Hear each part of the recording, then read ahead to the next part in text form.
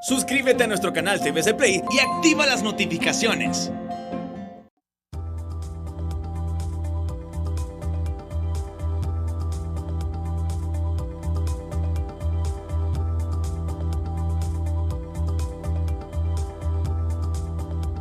Muy buenas, bienvenidos al banquillo, gracias por estar con nosotros. Seguimos esta revisión de la finanza y la economía de nuestro país. Hoy está con nosotros la licenciada Patricia Rebeca Santos. Siempre es un gusto saludarle y conversar con usted. Y quiero arrancar revisando el panorama financiero de nuestro país en este 2021. Es un año atípico por el tema de la pandemia, es un año electoral y hay muchos desafíos que se están ahora mismo planteando. ¿Cómo avisora con todo lo que se ha enfrentado en estos últimos meses el 2022? Año de nuevo gobierno. Señora exministra, buenas noches, qué gusto saludarla. Igual, un saludo muy especial para ustedes en cabina y para toda su teleaudiencia. Es para mí un placer realmente acompañarlos, siempre en temas muy importantes para la sociedad hondureña. Definitivamente que la situación del 2020 fue una situación bastante difícil a nivel mundial. Primero, pues por la pandemia del coronavirus, y luego también por el cierre de las economías. Todas las economías, desde las más avanzadas hasta las menos desarrolladas, experimentaron decrecimientos. Y lógicamente, hacer esos ajustes necesarios lleva tiempo, sobre todo si son temas muy complejos y una pandemia prácticamente que se sufre a nivel mundial, a nivel de todo el planeta. Y ahí es donde vemos nosotros cómo se dan las interconexiones en este siglo XXI entre las distintas regiones del mundo. Entonces, para Honduras fue una situación bastante difícil y a eso profundizada aún más por las tormentas tropicales que sufrimos a finales del 2020.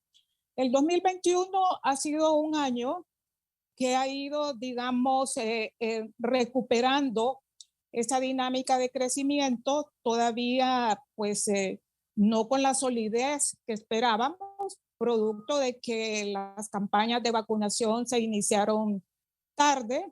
Luego, si bien la economía ha ido también en proceso de reapertura, no a todos los sectores les ha ido igual.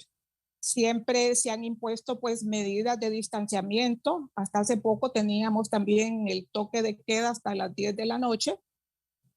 Y diferentes realmente eventos que, como usted destaca, el 2021 también se suma el tema del proceso electoral. Y definitivamente todo esto sumado nos traerá un 2022 que, aun y cuando los pronósticos que yo pueda aportar son preliminares, pero ya de alguna manera tenemos algunos esbozos de lo que son las proyecciones de los principales organismos internacionales. Después de esa caída estrepitosa que experimentó la economía hondureña en el 2020 de un menos 9%, las proyecciones presentes son de lograr crecimientos que van, de acuerdo al Banco Central de Honduras, entre un 3.5 y un casi 5%. Pero hay que acotar que este es un efecto, de alguna manera, un efecto rebote después de una caída tan profunda, tan intensa como la que se dio el año anterior. Pero aún así esperamos tener un crecimiento también positivo en el 2022, pero eso lógicamente dependerá de muchos elementos. Fíjese que este año, por ejemplo, destacan, yo revisando las cifras para compartir con usted en este programa, destaca cómo hay elementos que han sido claves para que este 2021 haya repuntado. Por una parte, los flujos de remesas, o sea, lo que envían los hondureños y las hondureñas que trabajan en el exterior, sobre todo en la economía norteamericana, que se espera, según proyecciones, que superen los 7,000 millones de dólares. O sea, tenemos que estar claros que ese es un enorme sacrificio que hace nuestra población migrante para apoyar a sus familias y que tiene un efecto multiplicador muy importante en toda la economía del país. Y por otra parte también resulta un elemento muy positivo que hayamos recuperado los precios de algunas de nuestras materias primas que habían estado realmente a la baja, como es el caso del café. Este año también tenemos pronósticos muy buenos en términos de los precios y también de las exportaciones de café. Y eso también genera un efecto derrame, sobre todo en comunidades del área rural que viven en torno a la situación del café. Ahora bien, Y a nivel de país, con todos estos elementos positivos que rescatamos de la economía en este 2021, si nos vamos más atrás, porque ya me mencionaba los efectos a finales del año pasado, en noviembre para ser puntuales, de ETA y OTA, en medio de la crisis que nos ha continuado en el 2021 en materia sanitaria y educativa, proyecta que hemos ido con un manejo adecuado a nivel de Estado, o hay grandes dificultades que las nuevas autoridades desde ya deben ir planificando una corrección al respecto, licenciada Santos? bueno, usted mismo lo destacó al inicio de esta intervención. Estamos en un año político, en un año electoral. Y lo que yo avisoro en materia de cifras macroeconómicas y cifras fiscales es que, si bien es cierto, ¿verdad? El Banco Central de Honduras destaca que tenemos fortalezas en términos de reservas internacionales, que se están recuperando de alguna manera los flujos de inversión extranjera directa, aunque no lo suficiente para que eso tenga un efecto derrame, sobre todo con la enorme pérdida de empleos que se registró el año anterior y que todavía no se han recuperado. Yo estimo que todavía no se han recuperado aproximadamente unos 500,000 empleos de los que se perdieron el año pasado. Pero adicional a eso, lo que hemos visto también es que en materia fiscal se ha ido adicionando gasto que no necesariamente es el gasto que significa un aporte al crecimiento de la economía, sino que vemos que el gasto clientelar es muy fuerte, el gasto corriente. Eso es lo que nos preocupa enormemente. En el transcurso de estos meses se han ido dando algunas reformas al presupuesto vigente del 2021 que nos indican que hay un excesivo gasto corriente. Ese gasto que no va dirigido a la inversión pública, que no va dirigido de alguna manera a complementar el esfuerzo del sector privado para precisamente lograr esa deseada dinámica de crecimiento de la economía. Entonces, yo le veo enormes vulnerabilidades al tema fiscal. Y entonces, ¿qué puede esperar un nuevo gobierno? Ya el presupuesto, el anteproyecto de presupuesto del 2022 ya fue presentado. Aunque no tenemos cifras muy en detalle, pero sabemos que es un presupuesto muy ambicioso, supera los 308,000 millones, los 308,000 millones de lempiras, y ya lo destacaba el presidente del COEP, que bueno, que hay muchos desafíos en torno a ese presupuesto. En principio, lograr esa dinámica de crecimiento de las recaudaciones tributarias será importante, porque de lo contrario, ¿qué es lo que ocurrirá? Lo que hemos visto que ha pasado a partir, con mucho énfasis a partir del 2020, un endeudamiento acelerado, enorme, que ya nos tienen cifras superiores a los 16.000 millones de dólares. Prácticamente ya esto supera el 60% del Producto Interno Bruto del país. Aquí está claro, licenciada Santos, que habrá una reformulación, que independientemente de quién llegue al ejercicio de la presidencia de la República, tendrá que cambiar muchas de las disposiciones del presupuesto si finalmente se le da luz verde en el mes de diciembre, o en todo caso, al tener una nueva autoridad, se conversa, se dialoga y se le da continuidad al actual presupuesto de la República y les permite una aprobación puntual a las nuevas autoridades. ¿Es la tendencia lógica en un año de transición? Definitivamente tienen que darse los ajustes necesarios, y no porque lo diga yo, sino porque lo estamos viendo en términos de los indicadores sociales. Estamos observando que la pandemia nos trajo una pérdida acumulada de educandos, de escolares en las aulas. Fíjese que ya las estadísticas del sector educación nos indicaban que más de 500,000 niños, niñas, jóvenes estaban fuera de las aulas.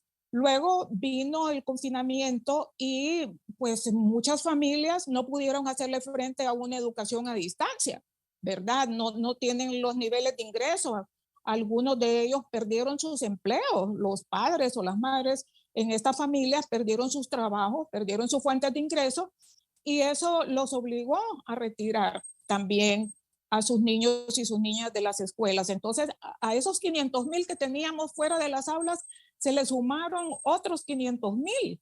Entonces, tenemos en este momento que ha ido a una situación realmente muy lenta para asegurar que estos niños y estas niñas y estos jóvenes retornen a las aulas. Entonces, es urgente que se hagan los ajustes en ese presupuesto para que el sector educación cuente con los recursos necesarios, porque por supuesto que el retorno a las aulas y el retorno en condiciones sanitarias seguras requiere enormes inversiones. Imagínese usted que las escuelas están con serio déficit, no solo en términos de sus inmuebles, sino que también no cuentan con los servicios básicos, no cuentan con el material educativo, no cuentan también con el mobiliario necesario, y ahora a esto tenemos que adicionarle también otros requerimientos en materia sanitaria para asegurar ese retorno seguro. Y luego el tema del COVID, esto seguirá. Esto no es algo que podemos decir que el 2022 estaremos ya en condiciones de que nuestra población esté completamente segura. En principio, el proceso de vacunación tiene que continuar. Ya estamos nosotros observando cómo inclusive en los países más avanzados ya están aplicando una tercera dosis de refuerzo. Entonces, definitivamente que también el tema de salud es un tema que ahora es un eje transversal. Si no hay las necesarias certezas en materia de una red de salud que puede enfrentar en tiempo, forma y calidad el manejo de esta pandemia, que como le digo, no tenemos completas certezas de que esto ya vuelva a la normalidad en el 2022. Entonces, definitivamente eso afectará a todos, y todos los esfuerzos que se puedan hacer por esta reapertura segura de la economía también pueden verse afectados si esos sectores clave que yo le estoy mencionando, como es educación y salud, no tienen los ajustes necesarios dentro de ese presupuesto. Muy bien, está con nosotros la exsecretaria de Estado en el despacho de Finanzas, Patricia Rebeca Santos. Vamos a una pausa, en breve continuamos aquí desde TSI.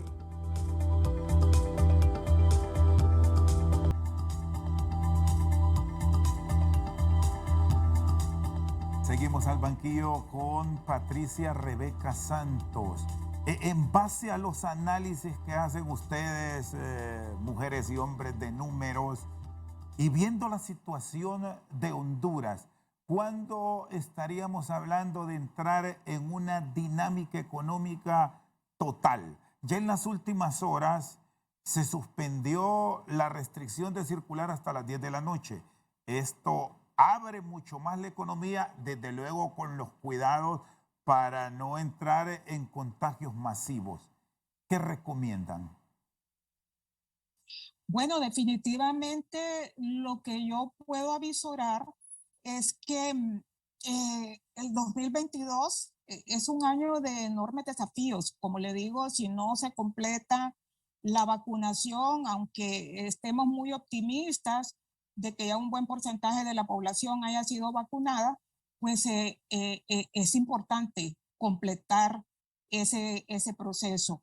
Y luego, pues las condiciones de normalidad, imagínense que estaba yo revisando algunas cifras para que nosotros veamos las disparidades también que han quedado más evidentes con esta pandemia global del COVID-19. Imagínense que las cifras presentes indican que las economías avanzadas ya se van acercando a cifras superiores a un 70% de su población ya vacunada. Y estamos viendo cómo se está recomendando una tercera dosis de refuerzo. Y mientras que los países menos desarrollados del planeta no llegan ni a un 10% de su población vacunada. Entonces usted ve enormes disparidades y hay muchas situaciones que entonces no dependen solo de nuestro país. Estamos también con enormes disparidades en términos de dinámica de la economía, ¿verdad? Hemos visto cómo todavía no se han normalizado las cadenas de abastecimiento de productos, no solo de productos de consumo, sino que también de materias primas que son importantes para que el aparato productivo nacional pueda entonces generar esa producción.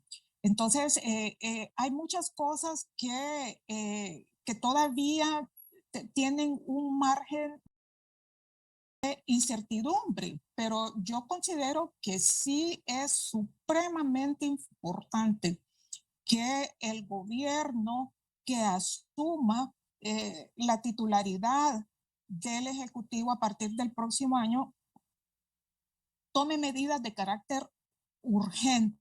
No podemos, si bien es cierto, hacer revisiones, hacer los ajustes necesarios, sobre todo a esos presupuestos, tenemos que redoblar esfuerzos para recuperar un ritmo de normalidad. ¿Qué medidas urgentes se deberán tomar? Bueno, ya hablamos del tema presupuestario, ¿verdad? Hacer los ajustes, porque de lo contrario, si usted no tiene una red de salud que le pueda dar respuesta a todo este manejo en condiciones seguras para la población, pues la actividad económica siempre va a estar así como quien dice, a medio a medio vapor. Entonces, también la institucionalidad del Ejecutivo, sobre todo aquella que presta servicios para que la economía se desenvuelva satisfactoriamente, todo eso tiene que continuar, inclusive hacerlo más eficiente, hacerlo menos burocrático, acercarlo más a los sectores. Y luego, Perdón, señora ministra, aquí quiero que me exponga sus puntos de vista, ya que usted fue parte de varios gobiernos en el manejo de las finanzas y el tema control del cuidado de gasto, cómo manejarlo, porque parece que los organismos internacionales que aspiran a mantener una revisión frecuente, hay tiempos como que se desconectan y dejan hacer y dejan pasar. ¿Qué hacer en esa área puntual para no terminar por un favoritismo político generando un gasto exagerado que después repercute en el mes de febrero, ya cuando se toman los controles totales en un nuevo cuatrienio. En ese sentido, ¿cómo debe manejarse la hacienda pública? Bueno, en principio sería muy propicio que se tuvieran cifras del cierre fiscal que se dé este año tan pronto como posible, ¿verdad? Que no se espere a que el nuevo gobierno tome la administración del Estado para facilitar esas cifras, porque como le mencionaba al principio, para mí es una preocupación. Yo pienso que nos estamos un poco acercando a mayores niveles de déficit fiscal, a mayores niveles de gasto que, como le indicaba, no son precisamente aquellos gastos que van orientados a la generación de empleo, de una de economía con más fortaleza, sino que precisamente el gasto corriente, el gasto clientelar. Entonces, eso es importante, tener esa radiografía tan pronto como sea posible. Y definitivamente el tema eh, de hacer un gobierno de austeridad, yo creo que eso también es algo que tendrá que hacerse con mucha contundencia, porque como le digo, nosotros necesitamos que por lo menos dos servicios básicos puedan restablecerse de forma inmediata y a un 100%, como son los servicios de salud y los servicios de educación. Entonces, definitivamente la austeridad tendrá que demarcar mucha de esa actividad urgente y de esas prioridades necesarias para el 2000, para el 2022. Se están Entonces, y ocultando números, se no están necesariamente ocultando. porque lo digan los organismos internacionales, sino que simple y sencillamente porque las arcas públicas no, no disponen de un margen de maniobra muy alto. Sí, le decía, se ocultan cifras, nos están ocultando números sobre las realidades que vive el país porque nos hablan de un año, no digamos bueno, regular este 2021, pero a nivel de la microeconomía el resentimiento sigue y si no miremos estas acciones de última hora que han tomado a nivel del Poder Ejecutivo con el tema de los carburantes, que si bien se está subsidiando, esto es alegría hoy y llanto mañana. Bueno, definitivamente yo esperaría que haya un manejo responsable, ¿verdad? En términos de las cifras fiscales, porque definitivamente nada abona o nada abonaría, ¿verdad? Tener cifras fiscales inexactas. En algún momento se tendrán que saber, pues, cuáles son esas cifras de cierre del 2021 y los diferentes compromisos que quedan ahí pendientes de resolución, pendientes de pago, mucho, ¿verdad? El país también tiene poco margen ya en términos de mayor deuda. Ya la deuda pública es la primera prioridad dentro de los presupuestos y eso definitivamente que necesita también de tomar acciones urgentes. Como usted lo destaca, la microeconomía nos indica que no todos nos está yendo igual, ¿verdad? No quiere decir que ese pollo no los estamos comiendo todo, ¿verdad? De manera proporcional. No, las cifras de pobreza son muy altas, ¿verdad? Casi llegando a un 70% de la población de nuestro país. Eso es muy fuerte, eso le pega muy fuerte realmente a las disparidades entre la población del país. Tenemos entonces gente que no está llenando sus necesidades básicas, fíjense, y las más básicas de las básicas, diría yo, están para algunas familias muy ausentes de sus hogares. Entonces, vemos los indicadores sociales con un alto deterioro. Entonces quiere decir que no nos está yendo a todos igual, y el hecho todavía de que no hayamos recuperado, imagínense que este país siempre ha tenido la población que está trabajando en el sector informal, o sea, en aquel sector donde no se tiene seguridad social, no se tiene salario mínimo, no se tienen prestaciones laborales, es casi el 70% de la población económicamente activa. O sea que apenas un 30% tiene un trabajo en condiciones de cobertura de seguridad social y en condiciones de salario mínimo, pues relativamente satisfactorias.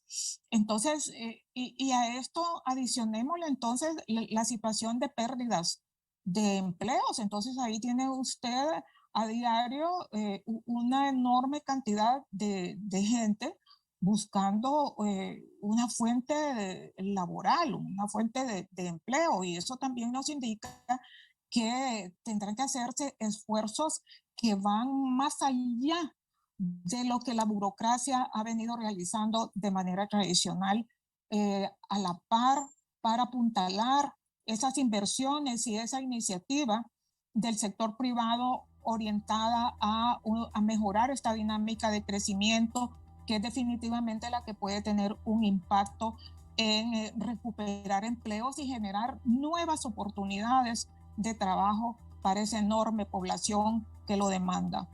Muy bien, está con nosotros la exsecretaria de Finanzas, Patricia Rebeca Santos. Una pausa, en breve continuamos.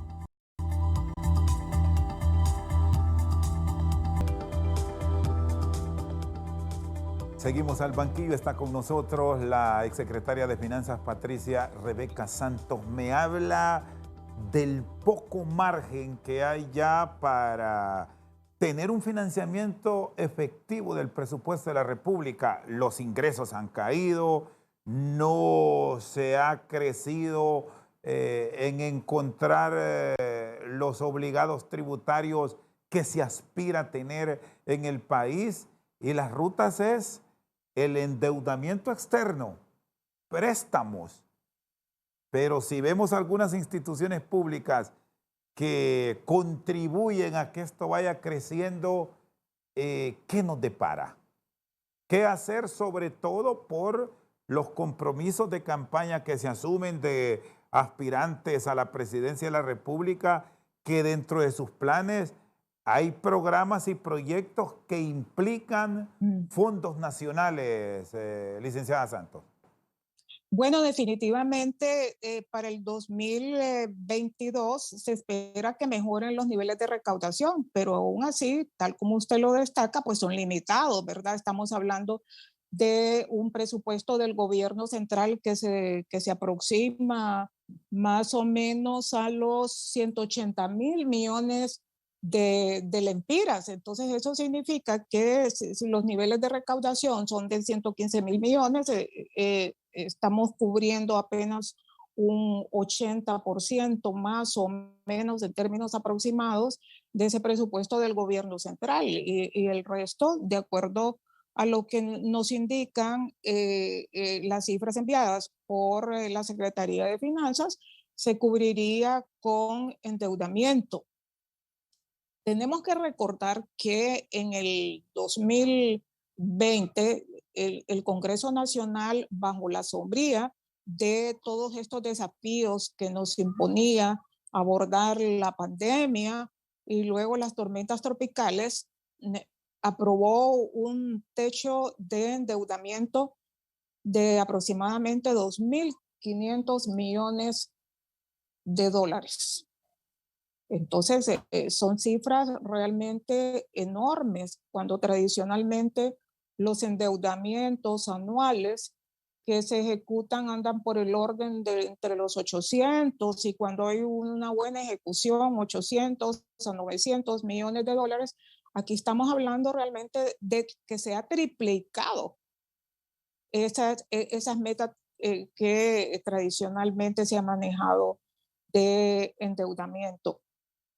Entonces, en principio, esperamos hacer una revisión profunda. También la nueva administración es recomendable que haga una revisión profunda de ese endeudamiento, de a dónde está orientado. Tenemos que darle prioridad. Sabemos que el apoyo que se pueda recibir de la comunidad internacional en términos de financiamientos, aquellos que van orientados, por ejemplo, a lo que es impulsar un programa de inversión pública. Ese es importantísimo, importantísimo porque el país tiene muchos déficits. No podemos nosotros esperar ser más competitivos y equilibrar las enormes disparidades que existen en el territorio nacional si no apuntalamos un programa de inversión pública que no se desarrolle en las zonas, en las regiones tradicionales, sino que también busque integrar otras zonas del territorio que tienen enorme potencial productivo, sobre todo en recursos naturales, en recursos del bosque y del agro. Entonces, un programa de inversión pública es importantísimo también que podamos orientar buena parte de esos recursos que han sido contratados en materia de deuda. Otros recursos que son prioritarios es aquellos que van dirigidos a también impulsar una mayor dinámica en el sector privado, en la economía nacional, financiamientos para todos estos sectores de pequeños y medianos emprendedores que ahora con la pandemia vemos el esfuerzo enorme que han hecho una buena cantidad de ese empresariado por no cerrar sus empresas o por restablecer la apertura de las mismas o por mantener mínimamente sus niveles de empleo. Entonces, todo eso también es fundamental apoyarlo. Y luego hay recursos dentro del presupuesto que se han manejado de manera discrecional. Imagínese usted que en el 2013 se incrementaron los tributos del 12 al 15 y del 15 al 18. Esos tributos que se aumentaron del 15 al 18 no son recursos que entran en la tesorería, en la cuenta única de la tesorería, sino que van directos al programa de solidaridad social, como lo llama esta administración, y que dependen exclusivamente de la priorización del presidente de la República. Eso no puede ser. Esos recursos tienen que ir a la cuenta común de la tesorería para poder alimentar las prioridades que aseguren servicios, si no de calidad, por lo menos no vamos a aspirar a servicios de calidad en un 100% en un inicio, pero por lo menos, como destacaba, no podemos permitirnos el lujo de que nuestros jóvenes, nuestras niñas, nuestros niños estén fuera de las aulas. Eso es total apoyarlo. Y esta es una decisión que debe contar con el respaldo de todas las fuerzas políticas y la misma sociedad, licenciada Santos, sobre todo cuando se plantea que son las fuentes de financiamiento del presupuesto de la República, en este caso, buscar recursos mediante una vía directa que son los impuestos. Eso no está contemplado bajo ningún concepto. Nos quedamos con ese impuesto sobre la renta y sobre todo ese impuesto sobre venta fijo. Es que si no vamos a estar nosotros asfixiando la economía más, y si asfixiamos nosotros la economía, entonces imagínense, no se puede subir más impuestos, ya de por sí la base tributaria del país está básicamente recayendo en los impuestos indirectos.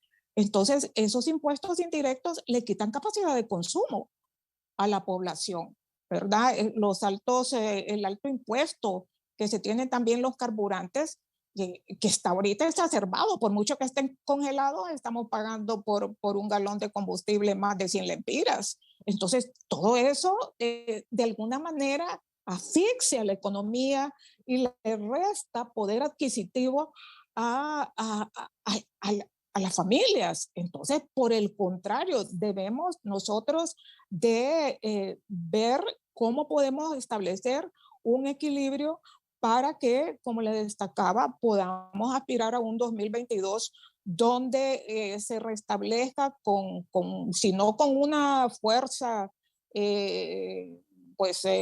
más allá de lo que hemos venido observando en niveles de crecimiento en el país, pero que sí nos vayan encaminando hacia una ruta de crecimiento sostenido mucho más altos a lo que tradicionalmente se ha dado en el país. Ya vimos que es posible. En los años del 2006 al 2008 se creció con cifras excepcionales superiores al 6%.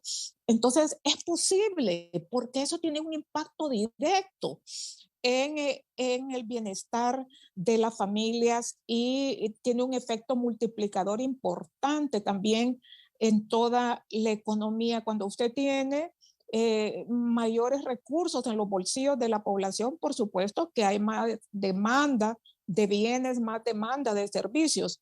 Además, fíjense que tenemos nosotros muchos desafíos que nos vienen impuestos por el entorno internacional. Entonces nosotros tenemos que considerar también cómo los vamos a manejar, producto de que no tengamos nosotros, a nivel mundial sea un problema en este momento, las interrupciones en las cadenas de abastecimiento. Hemos visto que hay también crisis de contenedores, que se ha centuplicado los costos de movilizar mercaderías de las zonas productoras a las zonas distribuidoras. Entonces, eso presiona también fuerte los niveles de inflación. Ya tendremos pues que estar con alertas. Fíjense que un gobierno realmente tiene que tener torres de control, pero torres de control no solo a lo interno de la gerencia de sus instituciones, sino que torres de control en toda la economía nacional y seguimiento también de aquellos factores externos que nos pueden o apoyar o afectar en esas metas de crecimiento, en esas metas de inversión social, en esas metas de lograr esos programas sólidos de infraestructura pública. Entonces, tiene que darse todo eso. Los gobiernos tienen que ser más ejecutivos, menos cargados en términos de burocracia, y tienen que apostar a lo que efectivamente están obligados a hacer, porque el mandato de un gobierno desde el momento que cuenta con el respaldo del voto de la población es para que atienda esas necesidades que son prioritarias para que el país se enrumbe por senderos de verdadero crecimiento y de desarrollo integral. Muy bien, está con nosotros la exsecretaria de Finanzas, Patricia Rebeca Santos. Vamos a una pausa, ya regresamos. De diciembre.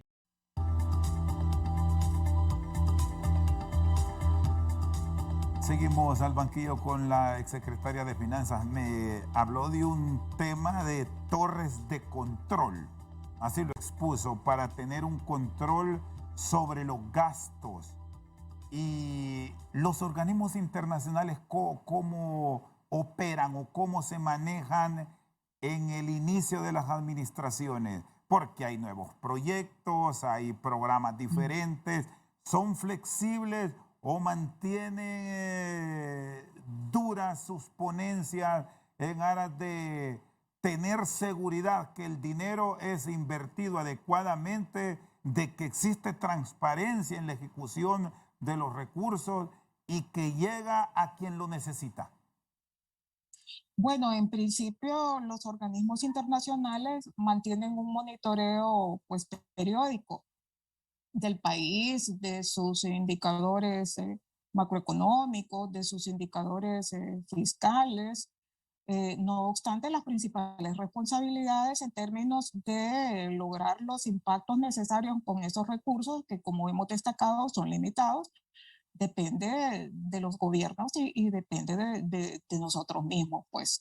Entonces, ellos además no nos ven en esta perspectiva cortoplacista de gobiernos de 4 años, sino que ven que hay un sentido de corresponsabilidad en términos del rumbo que lleva el país. Entonces, lógicamente, el primer año es un año de revisión, de lograr tener el diagnóstico lo más claro posible en el menor tiempo posible, puesto que, como le digo, que nosotros esperamos que los procesos de matrícula se inicien en el primer mes del año. Entonces, tenemos que ir sobre la marcha, pues haciendo esas revisiones conjuntas.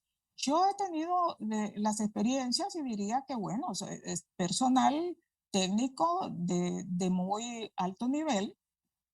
Tal vez un poco la limitante que yo le veo es que ellos trabajan también con un marco de referencia global, pues mucho más amplio, ¿verdad? Yo siempre, siempre les destacaba en algunos temas que no puede ser que nos midan con parámetros o con, como les dicen aquí popularmente, o con recetas que se han probado, ¿verdad? En economías más grandes, más desarrolladas, que tenemos que enfrentar una realidad y una realidad muy particular de un país muy vulnerable, que precisamente lo que se hereda para el próximo año es mayores niveles de pobreza.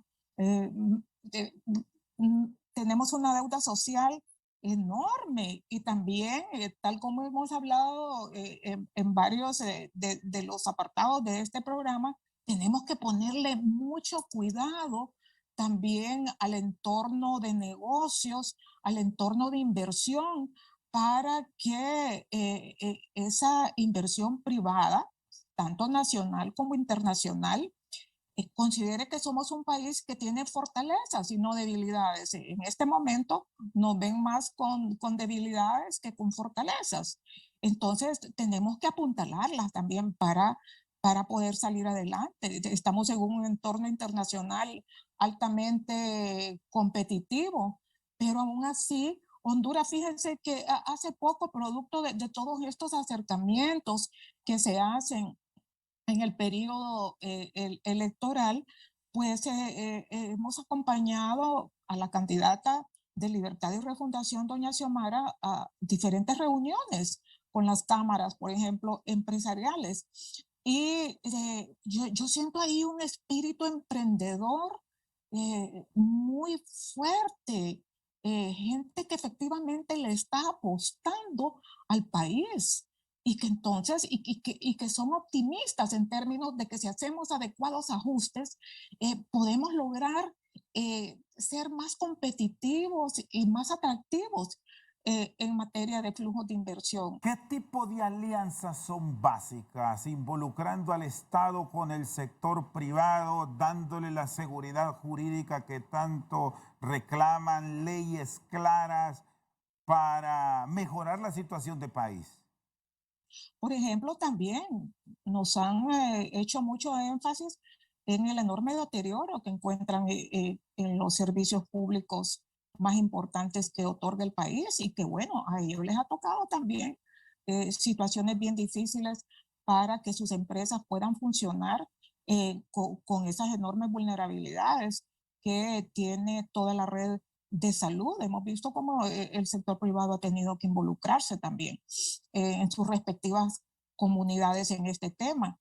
También hay una preocupación muy fuerte por el deterioro en la educación. No podemos ser más competitivos si seguimos enfrentando las mismas falencias en materia de educación. También ha resaltado mucho el tema de la débil institucionalidad. Necesitamos fortalecer las instituciones, pero fortalecerlas para que tengan una visión y capacidad de respuesta para todas esas gestiones que hacen distintos sectores, no solo los sectores empresariales, sino que también la población. Tenemos que mejorar esa capacidad de respuesta, tenemos que mejorar la transparencia en el rendimiento de cuentas y contabilidad social que deben de tener las instituciones. No podemos seguir amparados en leyes de secretos porque eso nos resta definitivamente credibilidad, y no solo frente a nuestra población, sino que también en el concierto internacional. Licenciada Santos, le agradezco su tiempo, muy amable. Ha sido siempre para mí un gusto poder tener estos espacios de reflexión que son importantes, que la población los conozca y reflexione lo que está ocurriendo en todo este entorno del país y qué significan muchas veces esas cifras macroeconómicas que a mí siempre me dicen, se me hacen difíciles de entender. Hay que popularizarlas para que la población realmente las conozca de primera mano, pueda opinar. Pero como usted decía, en la microeconomía está claritísimo cuál es el clima el clima que lleva la economía, ¿verdad? Cuando la población y las amas de casa dicen no nos ajusta para nada. Bueno, en suma, espero haber contribuido a estos espacios de reflexión. Gracias. Muchas gracias a usted. Con nosotros al banquillo la exsecretaria de Estado en el Despacho de Finanzas, Patricia Rebeca Santos. Por su sintonía, muchas gracias.